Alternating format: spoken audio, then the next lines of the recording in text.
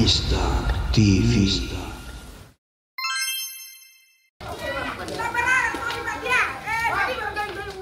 Pasca terbakarnya rumah dan juga warung milik wartawan di Kabupaten Karo, Sumatera Utara pada Kamis 27 Juni 2024 mengakibatkan 4 orang meninggal dunia.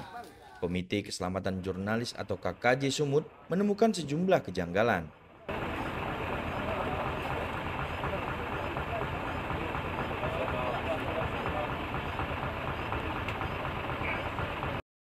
Wakil Koordinator KKJ Sumut Prayuga Utomo menyampaikan, setelah melakukan pendalaman dan investigasi ke lokasi tempat kejadian perkara, mereka menemukan sejumlah keanehan dalam peristiwa yang menewaskan satu keluarga wartawan Tribrata TV tersebut. Peristiwa yang menimpa Riko Sempurna Pasaribu terjadi setelah korban memberitakan perjudian yang ada di Jalan Kapten Bom Ginting, Kelurahan Padang Mas, Kecamatan Kabanjahe, Kabupaten Karo.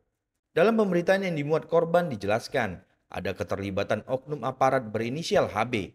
Sebelum kebakaran terjadi, ada rentetan pertemuan antara Sempurna Pasaribu dengan oknum aparat yang diduga berinisial HB tersebut. Atas temuan-temuan hasil liputan investigasi di lapangan yang dilakukan, tim KKJ Sumut menyatakan sikap dengan meminta Kapolda Sumut dan Panglima TNI untuk mengusut tuntas kasus ini. Pertama, dalam kasus kebakaran rumah wartawan di Karo, Komite Keselamatan Jurnalis sudah melakukan pendalaman investigasi di lapangan dan menemukan sejumlah kejanggalan. Ada beberapa kejanggalan yang menjadi catatan kami. Yang pertama itu adalah sebelum kebakaran, korban itu sempat menuliskan berita tentang perjudian yang diduga dikelola oleh aparat militer.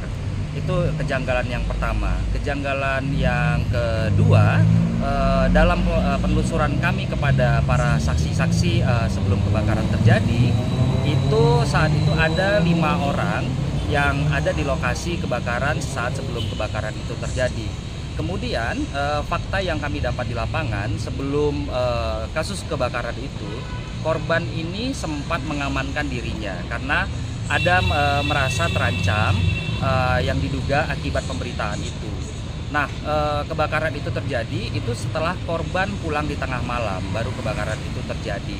Kemudian fakta yang berikutnya yang kami temukan di lapangan, pada saat penyelidikan polisi, ada saksi yang diminta ponselnya, kemudian menghapus pesan peringatan dari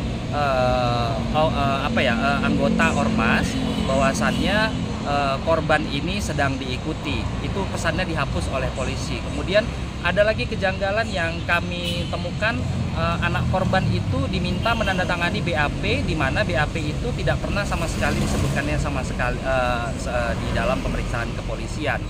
Nah, dalam hal ini KKJ Sumatera Utara mendesak Kapolda Sumatera Utara khususnya mendesak untuk menelusuri, mendalami kasus ini dan mengungkapnya kepada publik seperti apa kasus yang terjadi. Kemudian mendesak Panglima TNI untuk mengusut tuntas kasus ini apabila memang ada oknum-oknum yang terlibat dalam kasus ini, khususnya pada kasus perjudiannya.